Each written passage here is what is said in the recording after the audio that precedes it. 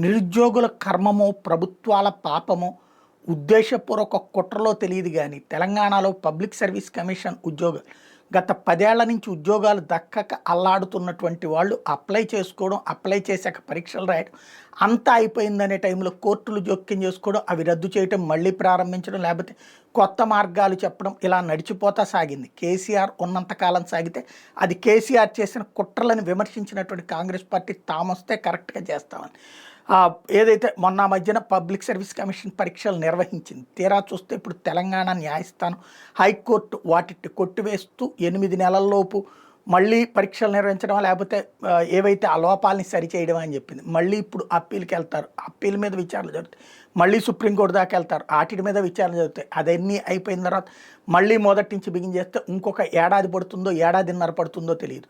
ఇది ప్రభుత్వాలకి హ్యాపీనే, ఎందుకంటే అమ్మ పెట్టినట్టు ఉంటుంది, ఇక్కడ తిట్టినట్టు ఉంటుంది, ఏడ్చినట్టు ఉంటుంది. తీరా చూస్తే ఏమీ కాదు, అది జరుగుతుంటుంది. ఇప్పుడు ఇదివరకు కేసీఆర్ని విమర్శించినటువంటి కాంగ్రెస్ పార్టీ ప్రభుత్వం ఇప్పుడు ఫెయిల్ అవ్వడం అన్నది ఇక్కడ కీ పాయింట్.